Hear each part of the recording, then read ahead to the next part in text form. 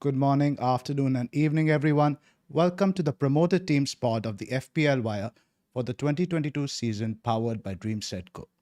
I'm your host, Zophar. My co-host, Lateriser and I are joined once again by Luke, also known as FPL Irons, who now has back-to-back top 10 finishes in the Championship fantasy game. How are you doing, Luke? I'm doing very well, thank you. It's nice to talk to you both again. Right. I mean, this is probably, in my opinion, the most important part in preseason because, all of us were having a chat, while in the rundown to this podcast. And like Luke rightly mentioned, the championship teams are a little bit of a blind spot to all of us playing FPL and are watching only the Premier League. And to everybody joining us for the first time in our preseason coverage, I'd just like to mention to you that Luke is absolutely amazing with how astute his observations are when it comes to the championship teams. He bluntly called it last year where he thought that Brentford probably had a chance of hitting the top 10 and that Norwich and Watford, he probably sees them getting relegated. He was bullish on Ivan Toney game week 1. And even when everybody was questioning it around the game week 5-10 mark when Tony hadn't really hit his stride, he's like, he'll come through. And you see the quality in the player. So more than that, he's going to talk through how the teams play, about how he's assessing the quality of the teams compared to the Premier League team. So I pay close attention. It's one of my favorite calls because I don't really need to talk. I just need to sit back and take notes and let him work his magic. He's also a very proficient FPL player. We should tell the people about his FPL record. Sort of marry those two things together.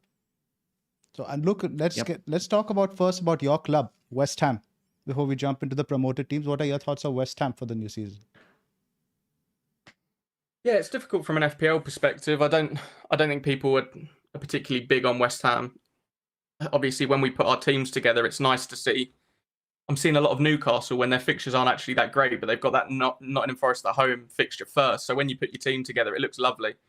Whereas obviously West Ham up against Man City first, instantly get rid of Jared Bowen, put in Saka, put in Mount. It just looks a lot nicer. So I think we're going to have a tough season.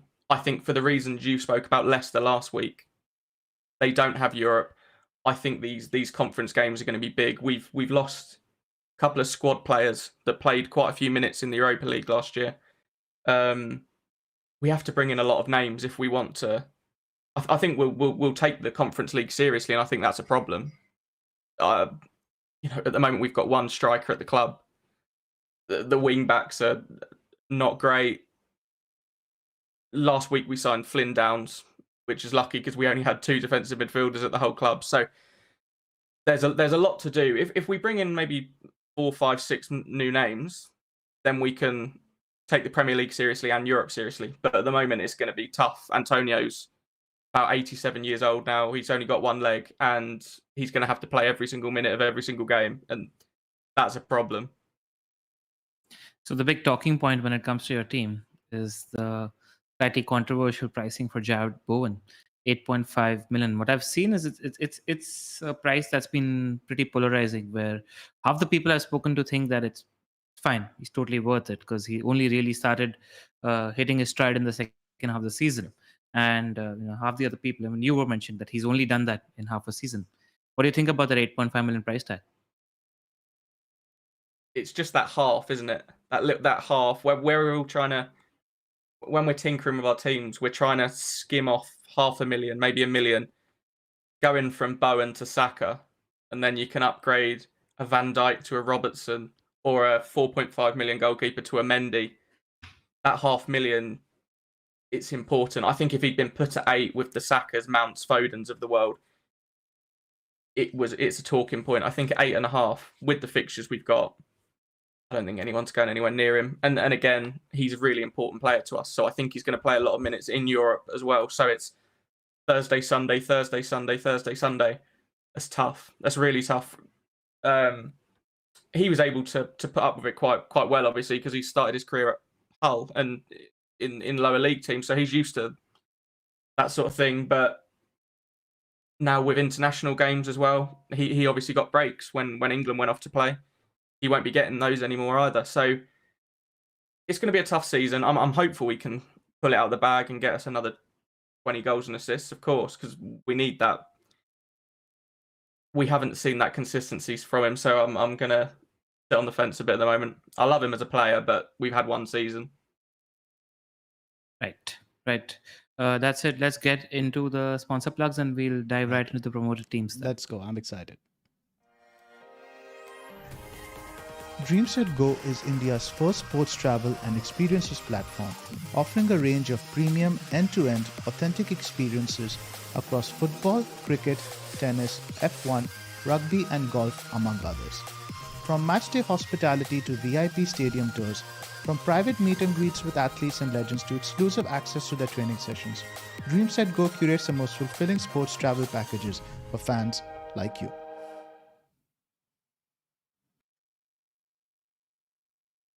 Also worth mentioning that all the stats that you see on our podcast are from the Fantasy Football Scout members area. If you aren't a member already, please click on the link in the description below. Right now is a really good time to become a member because the season is just about to start. So it's a good time to dig into the data and arm yourself with as much information as possible. And we have also launched a Discord this season. Luke's with us in the Discord as well. We've got people flying into the Discord almost every day now. We're at about 100 people now. We're looking to chat FPL and football and Utkarsh's workout routine with everybody in there as well. All you need to do is either become a member on Patreon or YouTube, and we're looking forward to interacting with you there. Also, one thing I missed out on last week is all these new designs, these fantastic thumbnails that you see. We've got a new designer on board as well, Alex Chappelle, and we're really happy with the work. Make sure you're following his work as well in the links in the description below. And we're looking forward to working with him this season. Really happy with the designs. Right, Luke. First question, that's on my mind when it comes to the promoted teams. How do you compare them to the promoted teams last season in terms of quality? Yeah, it's a tough one. I think we have a chance of all three staying up, whereas last year I think that was impossible. Not Norwich and or Watford were always going down, in my opinion. They just weren't good enough. For me, Bournemouth are the ones that are closely related to those two. They need to improve big time. They have to bring in some players. For Fulham, I can see them staying up if they keep playing the way they play. They just have to believe in the way they do things. We've seen it from Marco Silva before in the Premier League. A few results haven't gone his way, some big defeats, and he's out the door. So they need to believe in what they did. They're a very good side. They play some very good football. So if they stick to how they play, if you look at the recent teams that have come up from the Championship and had success in Wolves, Leeds, Sheffield United, Brentford, they've come up. They've not changed the starting 11 massively, and they've kept their structure. They believed in their tactics. Sheffield United came up playing overlapping centre halves, which everybody thought that's ridiculous. There's no way you can keep playing in this way. The numbers that Fulham put up last season were incredible. They were blowing teams away. Are they going to go away to Man City and try and do that? Probably not. Should they? Maybe. You might as well lose a couple. We've seen it with Leeds. Lose a couple 5-0, but you're going to get those 5-0 wins as well, 4-0 wins against teams in and around you. If they play how they can play and they believe in the way they play, they can do really well. Forest is one that it's completely up in the air. If Cooper had been in charge from the start of the season, they probably would have won the league or at least come second. The issue is they probably have to make 7 changes to their starting 11. So the system is there. They're probably going to continue playing that system with the signings they've made. Is the squad cohesion going to be there? Are the players that they're bringing in the right players? At the moment, they look good. I'm impressed with what they're doing, but it is a question mark. I think we've seen it from the likes of Fulham, probably the first time they came up, when Fulham came up 4 years ago, and they brought in the likes of Andre Schürrle, and they spent 150 odd million on about 12 or 13 players. They were utterly useless, weren't they? So there's finding that blend, and I'm not sure Forest are going to be able to find that blend with so many changes. So for me, they really could be they could be fight or flight. They could be bottom with 10 points, or they could come top half. There's just no way of knowing. Got it. It takes about you reckon it's about seeing how they do maybe for the first 7-8 games before jumping on a team like Forest. And that's primarily because they dived into the loan market last season, and a lot of the players are back with their home teams. Yes, so a massive key for them was their right-hand side. Jed Spence was fantastic as a right wing-back. Garner from Manchester United was unbelievable, fantastic in the Championship. Zinkernagel, who was on loan from Watford and has now gone to Olympiacos, he plays a really important role in that Forest side. The attacking midfielder for Forest, when they attack, really floats about. He has to find pockets of space, but at the same time, when they defend, he needs to be able to sit in and make tackles, make interceptions. So finding a player like that in the market, that's tough. Someone that can do all those things to a decent level. Maybe actually Andreas Pereira, that's now gone to Fulham, could have fit that mold quite well actually. But and they lost Keenan Davis from Villa, who obviously is an FPL legend as a 4.5 million forward. They've brought in Taiwo from the Bundesliga. He looks like just a slightly better version of Davis. So I am impressed with that. But again, it's putting all of these players into something that already works. Are they all going to fit? It's difficult. Right. So which team do you want to go with Fulham. first? Let's We'll start get with the into- winners, the championship winners, Fulham. Some crazy numbers. Look, why don't you share with them that their team numbers first, the kind of goals they scored, the amount of goals they scored. Yeah. No, they were very good. They finished off with 90 points. They won 27, drew 9, lost 10. 106 goals scored in 46 games. Only 43 conceded. They had the highest XG, the lowest expected goals against. So they dominated from start to finish. They were by far the best team in that league. They had the players. You know, Mitrovic obviously stole the show, but the likes of Harry Wilson, he is like the Mo Salah of the Championship. He's unbelievable in that league. He really is. Every single game is just great to watch. I think, to be honest, across the whole of Europe, Fulham were one of the best teams, or the most enjoyable teams for me to watch. The issue we've got from an FPL perspective is that the first 6 aren't great, but as I say, an expected goals of, I think, 94 for a team. If they come up and they play even half as well as that against sides like Forest, Bournemouth, Leeds, Brentford, Everton, they're going to get goals, and players like Mitrovic and Wilson are going to get you a lot of points. How much of a loss or how much of an impact do you think losing Carvalho will have in that Fulham side? Because from what I read, he was really at this creative central point in that team, playing at the 10. What do you think happens there?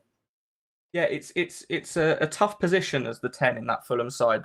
In essence, what they do, they build up. They're willing to keep possession and build up slowly. The goalkeeper needs to kind of be a modern day keeper that can pass the ball. The centre halves sit next to him. The fullbacks push on, and they have a line of 4. And what they do is they'll build up slowly, and they'll attempt to find the 10. That is the aim. It is keep the ball, frustrate the opposition. The 10 floats. We need to get it into him, and then once we get it into him, that's it. We're off. That is the transition. So it's finding that player, or maybe finding Wilson, and then they go. They bomb on. The fullbacks go. centre midfielders go up. Carvalho pushes up with Mitrovic. So that's why I quite like Andreas Pereira. Obviously, whichever 4.5 million midfielder that actually starts games, we're going to own.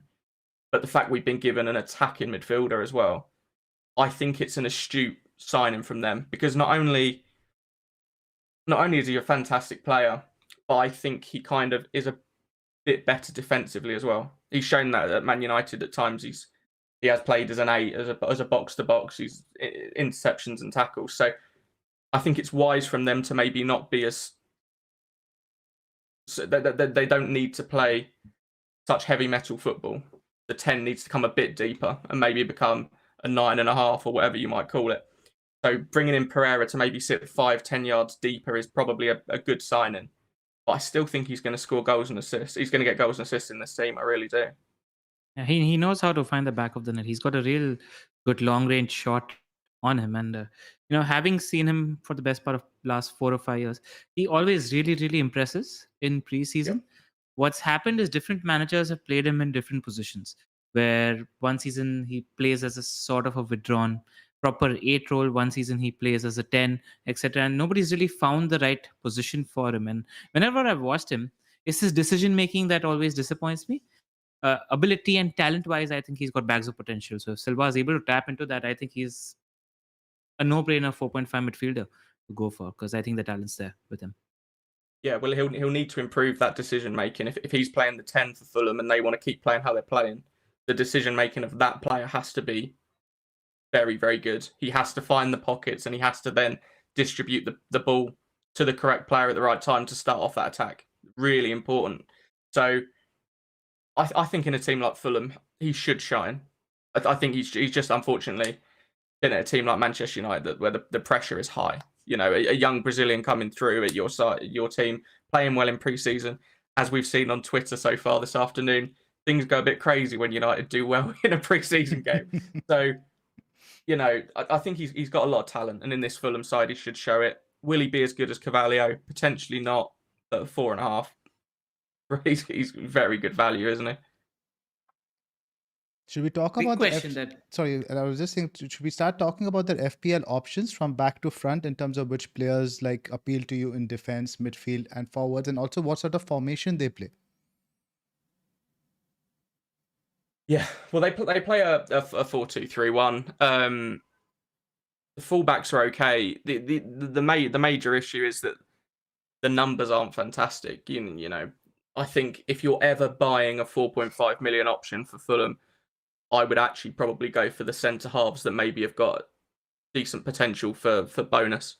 The players like Adarabioyo, he'll keep his spot. Tim Ream played the whole of last season. I don't think he missed a minute.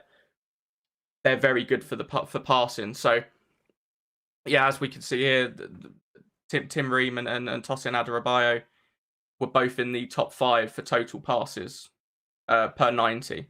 So I think when Fulham have got a nice run and you want to go for a Fulham defender, potentially just play it safe and go with some of those centre halves. If they sign a right back that emerges and looks like a good attacking option, obviously we can jump on that. But at the moment we don't know. At the moment their best option is Kenny Tete.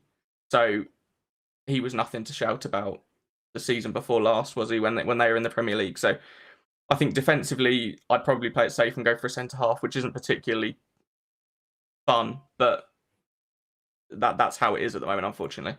Robinson and Tete aren't fantastic. They had Neco Williams for the last 15 odd games playing on the. How was he? Because people are looking at him as a 4.2 million enabler. Yeah, or should we just leave that for the Forest conversation? What do you Probably reckon? for Forest conversation, but leave it to Luke. Yeah, no, I'll be short with that one. Yeah, he played well. He scored a couple of screamers, but the issue is it's a different role as well. Now he's going to be playing wing back, so can he push on like Jed Spence did? Hopefully, because at 4 million, wow. Right. So it looks like a sort of like a long shot if at all you want to punt on a Fulham defender. What about the Fulham defense from an attacking point of view, in the sense that you're having your Mo Salah or Erling Haaland playing against Fulham?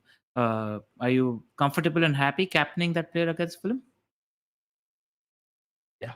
Yeah, they obviously they had the best defense in the league last year, but this is a different beast, isn't it? You know, the Premier League is a very different animal. So, as I say, from a Haaland, Salah captain against Fulham perspective, I hope they continue to play the way they play, because then we get the best of both worlds.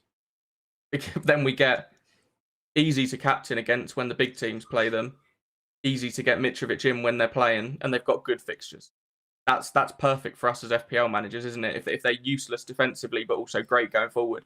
We saw it from Leeds a few years ago. The first year they came up, they were brilliant. You get Rafinha in, he was great, but also captain anyone that plays Leeds because they can't defend.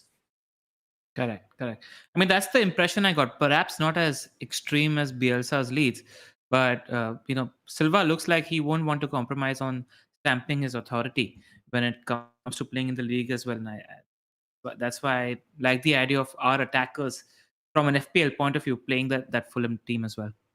Yeah, I think the obvious way to look at any attack these days, I think the first thing you spot when you go to watch a game of football is the fullbacks. Fullbacks are so important these days, and instantly, as soon as Fulham get the ball, the fullbacks go from the 4 to going next to the defensive midfielders. So in essence, they become a 2-4 rather than a 4-2.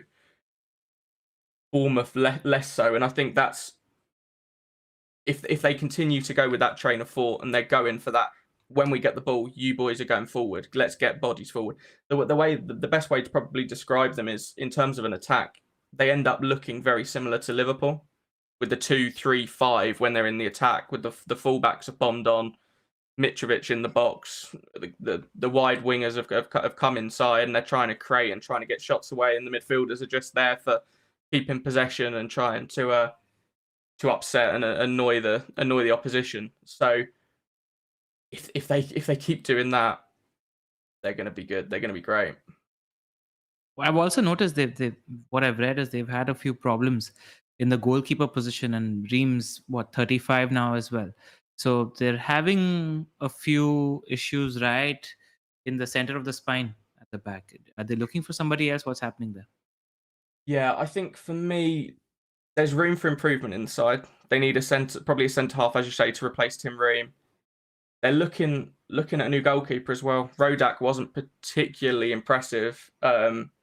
They conceded 43 from an XG of 43. So, he was just okay. They're looking at bringing in Bernd Leno, though, who obviously lost his position at Arsenal because he wasn't particularly good on the ball. So that's a problem. If they do want to continue playing nice attacking football, he could be a problem. They need a right-sided defender as well. They need a centre-half, a right-back, a goalkeeper, and probably a left winger. They would be the main 4 that I think they need to improve on. Got it. Now, from an attacking perspective, who do you like the most? It's hard to look past Mitrovic. I see him getting a lot of abuse on my Twitter timeline when they priced him up at 6.5, because people were saying, he's not good enough in this league. He's a championship striker. He wasn't given a chance last time they came up. I think he played 1,300 minutes when he was pretty much fit the whole season. And Scott Parker was unwilling to play into his strengths. So you've got a striker there that probably was the best player at the club, and he was unwilling to give him a chance. That's the exact opposite of what Marco Silva did. Marco Silva saw that he had a fantastic player. Let's build this side around him. And the numbers speak for themselves. The numbers are scary. So where I was big on Tony last year, I'm even bigger on Mitrovic this year. I would be disappointed if he didn't score 15. I'd like to see 12 to 15 goals at least, with maybe a couple of assists. So he deserves a clean slate. I mean, there's a lot of things. The Mitrovic is a troll, etc., etc. So I do think it sounds like he deserves a clean slate this season. That's exactly how I view it. We've seen, if we'd given up on Mo Salah because he had a bad run at Chelsea, or De Bruyne because he had a bad run at Chelsea, then we'd have lost out on a lot of FPL points over the years, wouldn't we? So Mitrovic is a different player in this side. This is a team that is built around their one top talismanic player, and that's how you should build a football team when you have one key man. Scott Parker refused to do that, and they went down. I think this time, if they play to his strengths and he scores goals, they'll probably stay in the league. Nice. I like the thought of that because he looks like a proper. He's on pens as well, right? For that Fulham team as well. He just looks like a glue guy to me, and I was very happy with that 6.5 million price. It didn't look overpriced to me, so happy to have that validation from you. Now, let's talk about the Championship's Mo Salah because that caught my attention. Is he good enough to command? Is he what 6 million or 5.5? Who are we talking about? Wilson. Harry Wilson, right? Yep, I think he's 6. Yeah, 6. Tell us about him, too. We lost audio for Did we Luke? lose him? Yes, I think we've lost audio for a second. Yes, we. I just want to check that, Luke. I could hear the click of Yep, his mouse, so could I hear don't know if that. that was your. Try saying- Hello? There we go. You're Yes. back. You're There back. we go. Hello. Yeah. I'm back, am I, boys? Yes, you are. Yes. Okay. Yeah, I think Harry Wilson's a good pick. I think it would have to be at a time where Fulham have some very, very good fixtures. Because for me, Mitrovic is the main man. So unless you want to double up, you're not getting Harry Wilson in your side. If you're happy to punt and go for both, then great.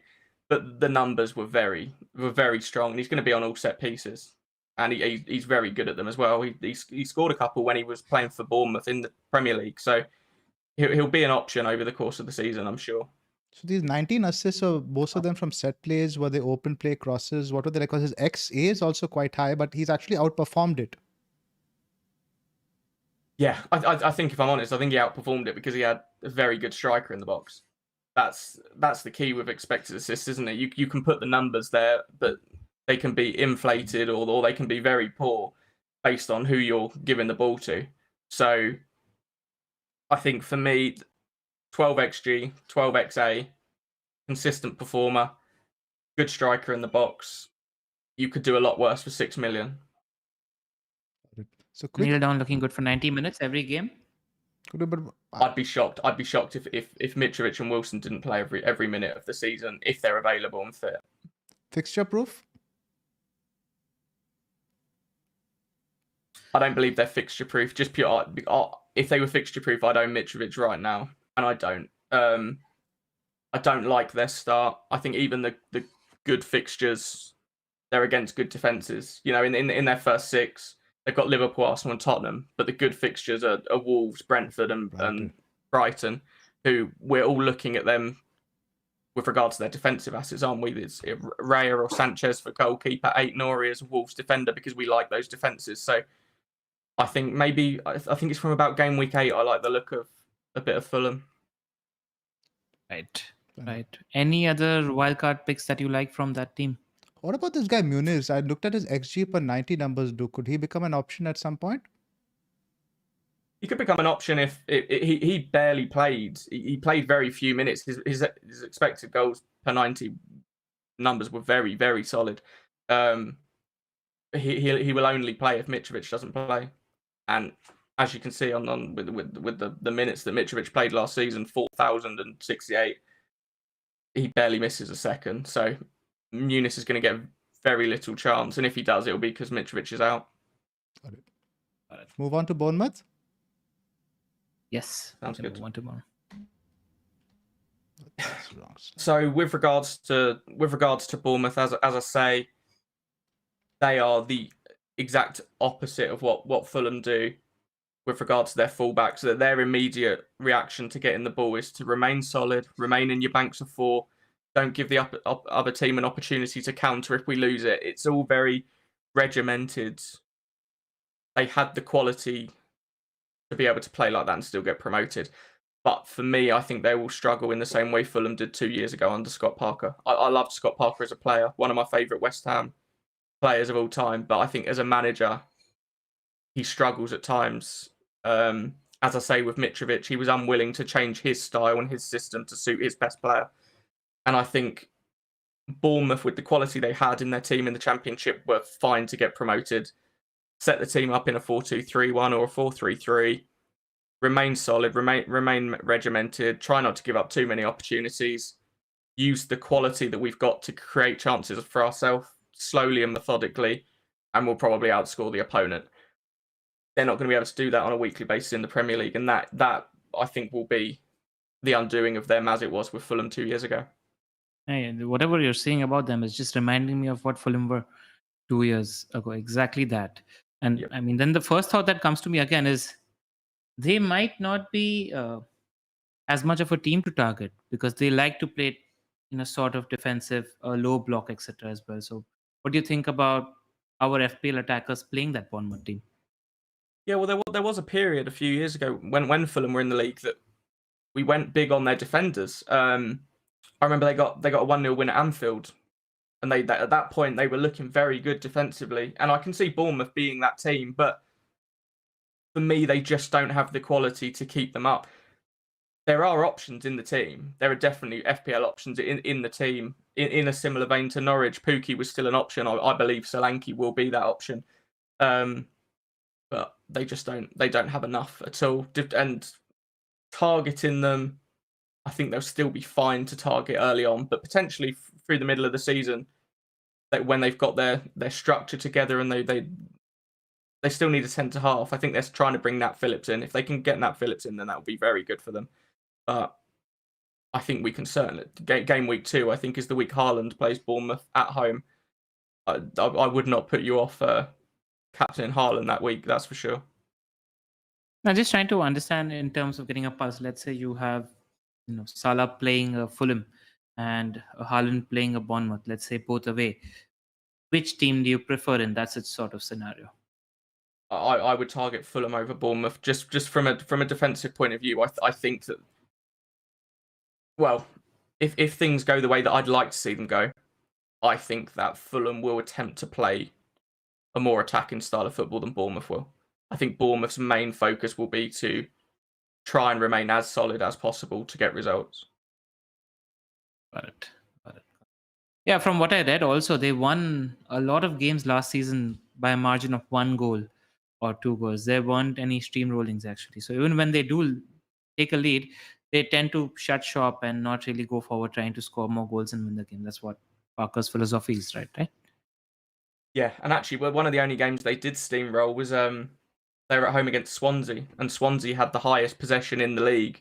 From the screenshot we saw earlier about the Fulham centre halves, the other 3 players were Swansea players, and they were very good against Swansea because they were able to counter attack very well, and that is something they can do. So potentially we could see more of that this season. That their counter attack could be very good. They've got a lot of pace on their left hand side, and with Solanke in the box, they've got someone in there to finish chances. So that is something that potentially we could see as the season goes on. Right.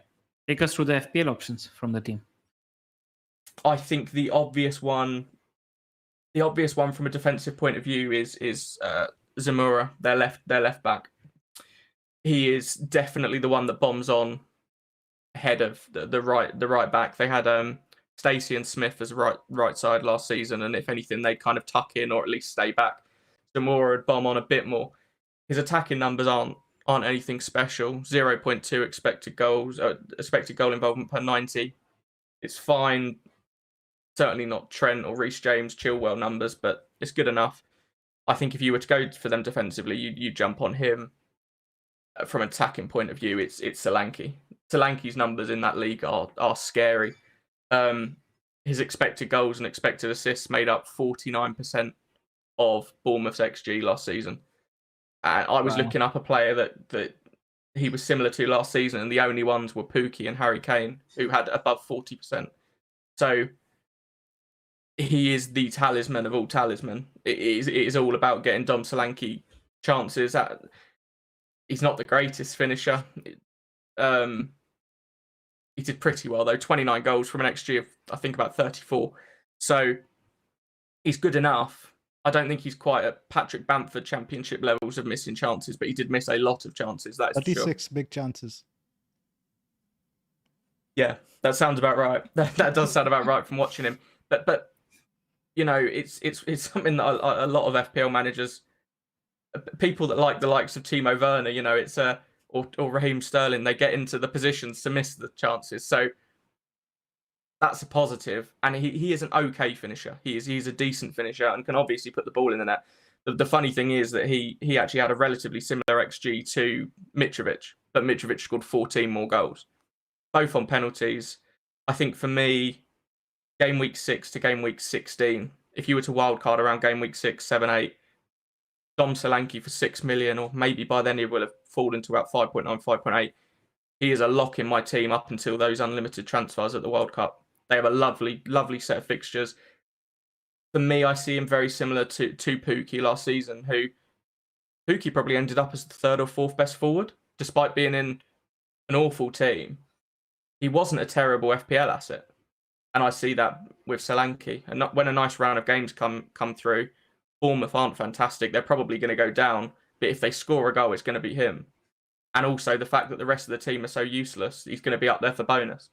So you're not where you got 5s and 6s from Tony, you could be getting 8s and 9s from Solanke every time. Talk to me about Billing. He's just- playing a different role, right? When they won the Premier League earlier. Yeah, see that this is, as Pranil said at the start of the podcast, with regards to people's knowledge of the Championship, something that you won't know about Philip Billing, because I think when he played for Huddersfield, we all saw him as a defensive midfielder. He was this big strapping bloke that would make the tackles and make interceptions and sit deep and keep it simple. He's basically a centre forward at this point. Quite often, as much as they set up in a 4-2-3-1 or a 4-3-3, Philip Billing would end up sitting next to Solanke and they kind of play 4-4-2. And they just get balls into the box. And it's also not a bad option when you're under pressure to just pump the ball up to 2 big blokes. Both of them aren't particularly slow either. So if they get a flick on, the other guy can run. So he is an option.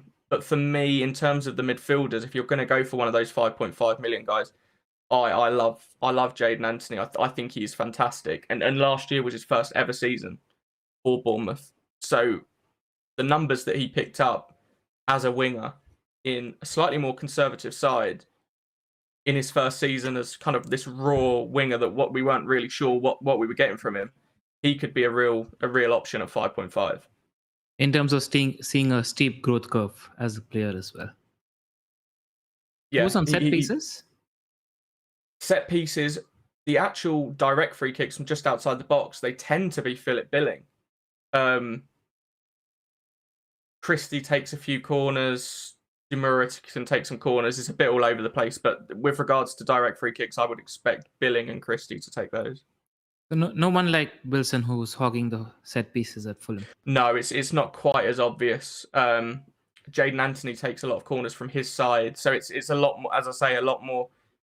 It's a bit more like David Moyes with regards to wanting to keep his right hand side on the right hand side when they take. Bowen will take him from the right, Creswell will take him from the left, so everyone's in the correct places if a counter occurs. So it's a lot more structured. Got it. Now, just assume that both Fulham and Bournemouth go on a similar run of fixtures. Is it worth finding the 0.5 million to go for a Mitro over Solanke? Putting you on the spot there. I would go for Mitrovic. Yeah, I would definitely go for Mitrovic just purely because he is a fantastic finisher. So I think, for every 0.8 XG you'll get for Mitrovic, I expect a goal, whereas maybe it's 1.2 you'd need from Solanke to get a goal.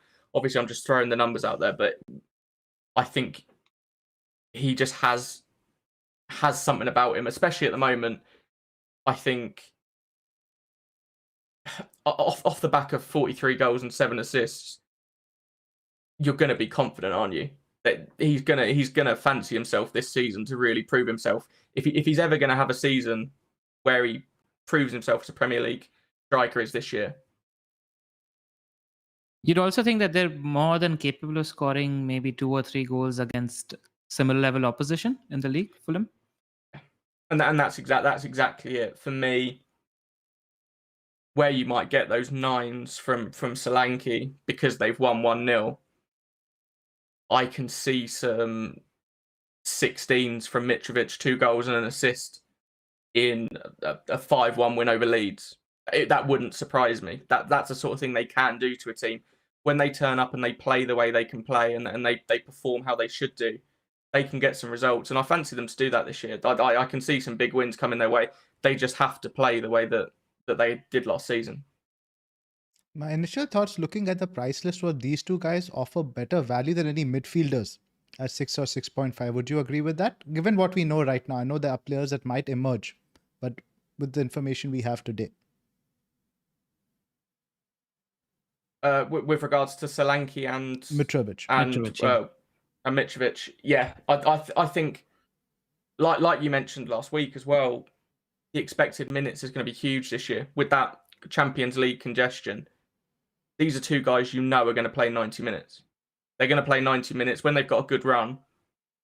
Would I rather have a Mitrovic or would I rather have an Antonio, who probably will be taken off 65, 70 minutes every week when things get difficult for West Ham? I'd go for Mitrovic. That extra 20 minutes over the course of 4 or 5 game weeks, you're getting an extra match.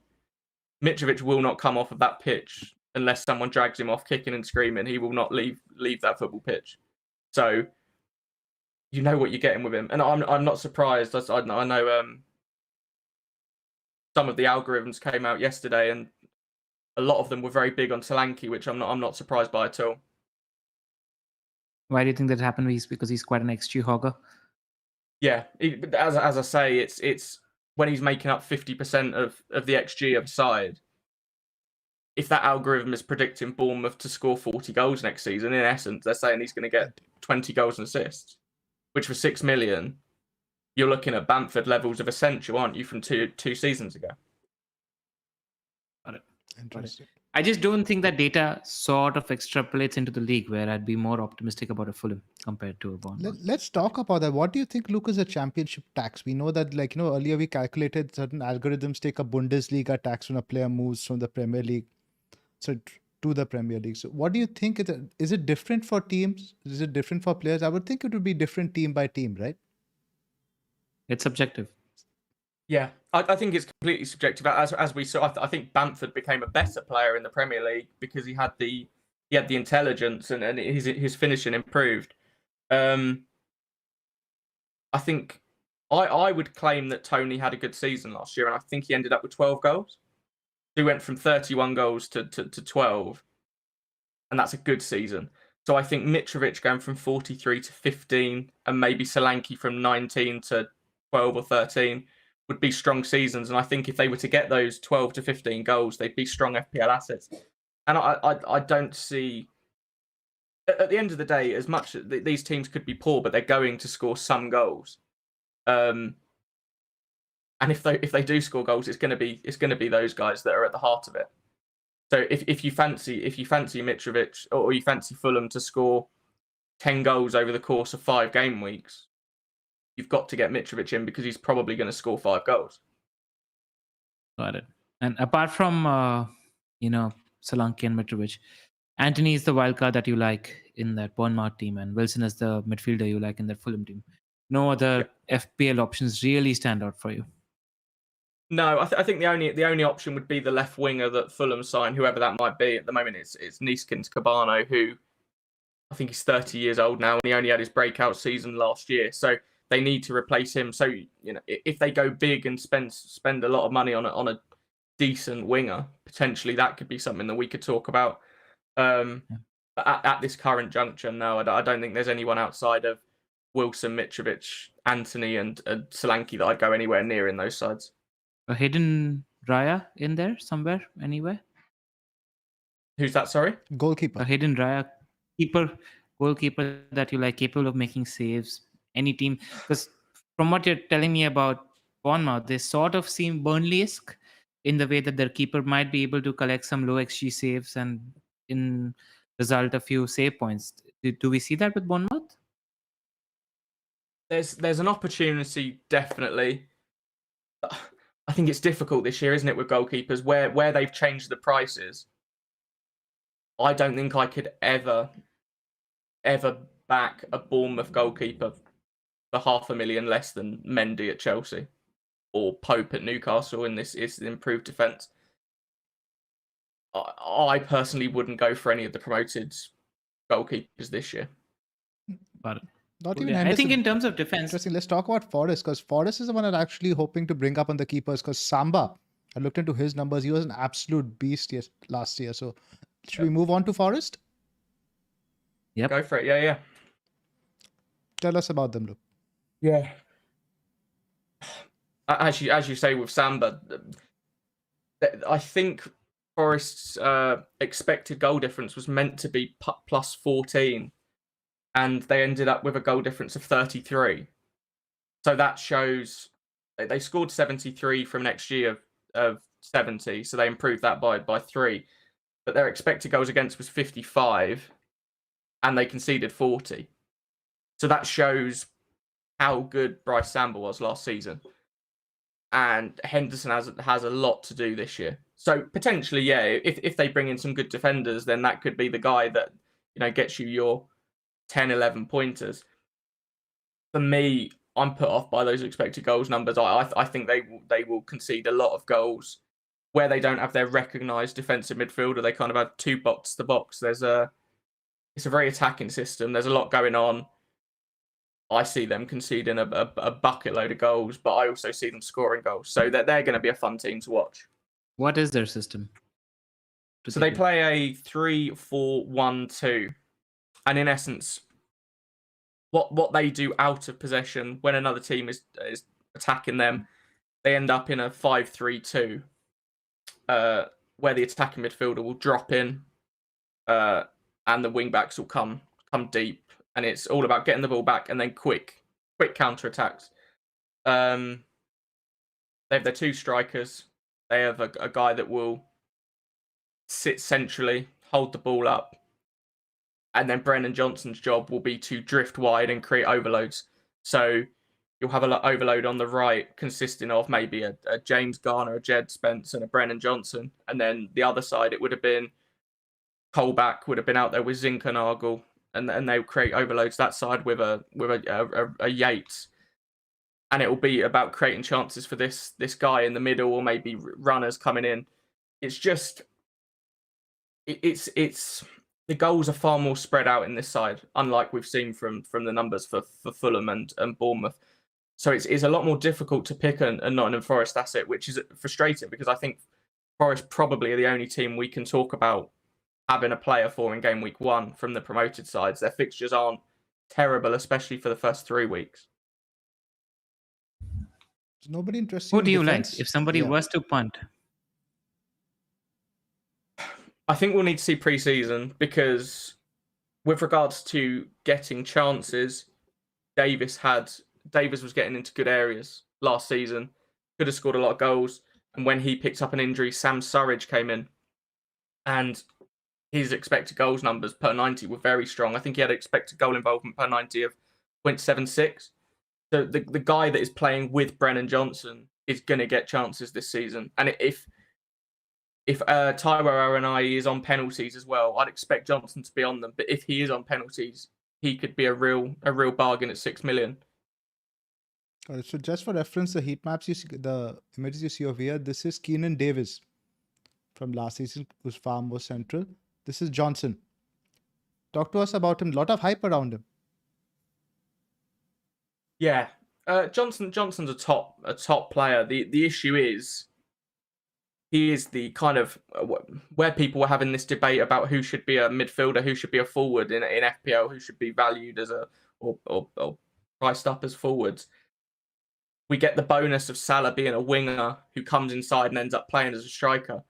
Johnson is actually the opposite. So Brennan lines up as a striker in the 3-4-1-2. He plays in the 2. But his main focus is to get wide, get into those channels, create the overloads and try and create chances. He said in an interview this season that he wants to score goals and wants to get into better positions.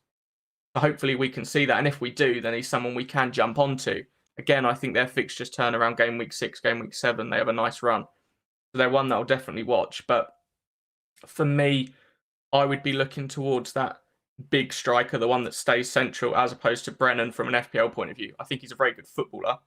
But from an FPL point of view, I think the guy that's going to get a lot of goals will probably be the other striker that plays next to him. would likely be Taiwo. And you reckon they have a few goals in them? It's very difficult to say because they have to completely overhaul that team. And even if they do, at the moment, they've replaced Bryce Samba with Henderson, which is very good. I mean, I'm impressed with that. They had to replace their left back because Jack Colback is a 34-year-old central midfielder playing left wing back. That had to change. They brought in Omar Richards. I think that's strong recruitment. Same on the right-hand side with Neco Williams, really good. And they've obviously replaced Keenan Davis up top. The issue is, from an attacking point of view, Garner and Zinkernagel leaving, that's very important because they played two very specific roles. So if they can get the recruitment right on that side and bring in the right guys, I saw that they were after Morgan Gibbs-White from Wolves. That would be a good Zinkernagel replacement because he can drift, he can come in deep. We know what he can offer. He played very well for Sheffield United last season. And they're after Lewis O'Brien from Huddersfield, who again was in the Championship team of the season. So he could probably take that Garner role quite well. If they can get those guys in, they've got a solid 11. The squad depth is an issue because in essence, they've had a 10 out of 10 window and brought in 7 starting players. But their depth, they'd have the likes of Jack Colback to bring on, Sam Surridge, Joe Lolly. It's not what you need in the Premier League. I think they will probably struggle. I would be shocked if they didn't. They probably need 10 plus signings to do really well, and even then, that's a big issue from a squad cohesion point of view. How were they defensively? Again, when we're talking about targeting them from our attackers' point of view. Yeah, if you ask me to pick the team that I would target the most from a defensive point of view, Forest would be top. I would put Forest, probably them maybe Fulham, then Bournemouth in terms of who to target first. If Salah, Haaland, Son play Forest anytime soon, then I would be making sure that I had them in my side. Just got a little excited about Callum Wilson again. Should we talk about the wing backs Yeah. a little bit? Because first thing we see as FPL managers, back 3 wing backs. Yeah, the wing backs. This is where I think the eye test is difficult sometimes because up until I was doing research for this, I would have had Jed Spence's numbers a hell of a lot higher than they are. He actually had an expected goal involvement per 90 of 0.14, which puts him about 4 times less than the likes of Trent. He looked like he was always getting into attacking areas, creating a lot of chances, getting a lot of shots away, but clearly not. And again, that probably comes from the overloads. He was getting into the positions, but quite often he potentially would pass the ball back to somebody that would, James Garner would be sitting there. If you've got James Garner free at the edge of the box, you're going to give him the ball because he is a fantastic crosser of the ball. And I'm hopeful that it doesn't really matter what Neco Williams offers from an attacking point of view at 4 million anyway, does it? But if we can get him to, maybe a 0.2 expected goal involvement per 90 as a 4 million wing back in a defence that hopefully will keep a few clean sheets, we've got a very good option there. Got it. I mean, the stat that stood out for me when it comes to Neco is at Fulham, he averaged a shot a game. That's very high numbers for a fullback, in my opinion. But they were pops from far always. Yeah, he scored an absolute screamer. One of the midweeks. Lots of guys were excited about him and brought him into their teams in Gaffer, which is the Championship fantasy football. And he actually scored 2 goals that night. I think both were from outside the box. So, obviously we're not expecting him to score screamers every week. But if he's getting shots away, then that's fantastic. We saw it from Cancelo, didn't we? So if we're getting a 4 million wing back that's going to be looking to get shots away, if he gets 40 to 50 shots this season from fullback, then he could be the next Lundstrom. Tell me, when it comes to the recruitment that Forest did, was most of it in place before preseason started for them? Yeah, I think a lot of talk was that they had replacements lined up, and they had to. As I say, they were going into this season pretty much with 2 centre halves, 1 central midfielder, and a striker. That's all they had. 4 players to build the team around. So it's quite clear. When you look at the incomings at the squads, I think Fulham have brought in 2 in Polinia and Pereira. Bournemouth have brought in 2, Fredericks and Rothwell, whereas Forest have now brought in 6 or 7 players, but they've also lost 6 or 7 players. So there's a big turnover there, whereas it looks like the other guys are looking to keep it a lot more solid, try not to change things up too much. But Forest didn't have a chance to do anything but that, losing all those players on loan. Got it. Now, I was just wondering whether they had enough time to gel in preseason. Where maybe now 8 or 9 players in that 11 are in place now, so it might not be as much of a factor early doors. That's what my question was revolving around. Yeah, no, I completely agree. I think the fact they've got them in early is good. That they needed to get them in quickly, and they've done that. So I don't think they'll be in as bad a position as some people are saying.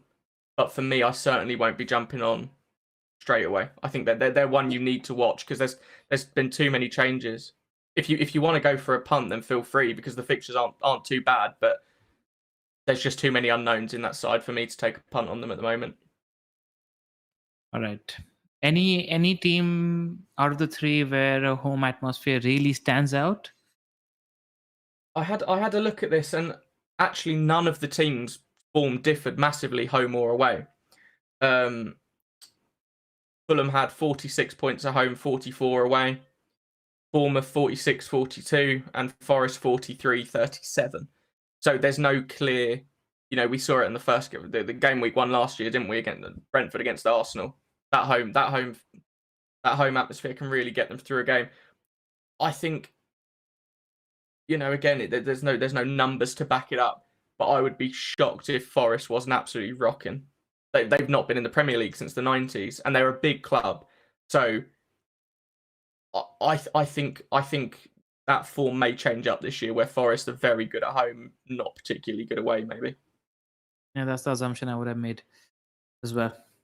And just a few questions now, putting you on the spot, just as a report card for next season. Go on, predict their positions, all 3 of them. I think I'd go. I think I'd have Fulham around that top of the bottom half, 11th down to maybe 14th. I think Forest will put up a fight and stay up. I'd have Bournemouth last. Relegated. Nice. There you have it. And you're calling 14 to 15 for Mitro and maybe 12-ish for Solanke in terms of Yeah, goals I think that's about that. That seems fair. The thing with Mitrovic, obviously, with the numbers that he was putting up, if Fulham end up doing a Leeds or a Sheffield United and scoring a lot of goals, he could end up with 25. If they score 50 to 60 goals, there's no reason why he couldn't be up there going for the Golden Boot. Oh, that's bullish on Mitro for sure. I like that. Any questions that you have, Zoff? Let's just do a quick Q&A with the chat. I'm sure there's some questions over there. Yeah, sure. Guys, if you have any questions for Luke here in terms of West Ham or the championship Which promoted teams, assets are making are your they- Game Week 1 team, Luke? Yeah, I spoke about this at this before we started last year when I came on. Obviously I'm promoting the promoted sides. I had Tony, Sarr, and Buendia, who were the best 3 players from all of the promoted clubs. Whereas now I don't have any, and that is all because of the fixtures. But for me, the thing I am looking at, I really like a game week 6, 7, or 8 wildcard, and that is mainly based around these promoted clubs and the fact that they will have very high expected minutes. So once we get into that fixture congestion with the likes of Tottenham, City, Chelsea, Arsenal, Liverpool, Solanke and Mitrovic playing every single minute on penalties up until the World Cup, you could do a lot worse up front than those 2, that's for sure. I have high hopes on Taiwo we as have a well. question. I've read a lot about Taiwo for the Bundesliga. I think he could settle in really well as well. Go ahead, Ella. Well, what have you read that's convinced you, just in terms of, it's a promoted team spot? Just that he's a physical player. That's for something I look for. He can adapt to the league pretty well, and he has an eye for goal. Nice. Yeah, they're real shot in the dark at the moment, Forest. They could be around Fulham levels or Bournemouth levels in terms of Luke's predictions, so we don't really know what. Aninda's asking thoughts on Andreas' thoughts about Pereira from Fulham. Yeah, again, it's a bit similar to Neco Williams, isn't it? I think he becomes an obvious pick just as an attacking asset for any side at 4.5 million. It was a bit like Anthony Gordon or Ramsey at Villa last year. But they were the obvious 4.5 because they might nick you a goal. I think Pereira will be that guy. I'd like to see it, and again, he should play a pivotal role in this side. Obviously, that's dependent on other transfers. I feel like 12 to 15 million is quite a lot of money for Fulham, so I would be shocked if he didn't start. If he does, in that attacking role, he'll be pretty good. Obviously, don't expect lots from him, but if we were to get 8 to 10 goals and assists for 4.5 million, then he'd probably be one of the best 4.5 million mids we've had in a long time. Question from Tom Evans. Which 3 teams are you calling for relegation this season? Bournemouth are definitely gone, in my opinion. I'm not big on Frank Lampard as a manager. I think Everton could go, but again, recruitment is big for them. And I actually think this could be Wolves' time to go if they don't make some significant changes to their side. That's a big one. It's a big one. That's a big one. Let me see if we have more questions. Simon's asking you straight up, does Mitro score against Pool game week 1? They're at home, aren't they? I think he does. I have a very good feeling. Yeah, it's like that Leeds fixture 2 years ago. Just screams like that Leeds fixture. And Pookie 3 years before that as well. Yeah. 3 years ago, they won 4-1, 4-2 at home to Norwich, didn't they? And Pookie scored that day. So I'm going to say yes. I think he probably does. All right. Sagnik has an interesting question. Thoughts on Kiefer Moore from Bournemouth? Got the eye in the latter stages of the season. He did really well in the final few games where he came on as a sub or something. Thoughts on Kiefer Moore? He's 5.5 million in that Bournemouth team. Yeah, Kiefer Moore will play when Solanke's injured. It's the same as we spoke about Muniz earlier. Kiefer Moore will be there as a big target man to bring on with 20 minutes to go to a 4-4-2 with Solanke up top. I see him as a backup option and an emergency when they're 1-0 down in a game they need a result from. Right. We have a question from Karan Sharma. Where do you see most gains coming from promoted teams, midfield or forwards?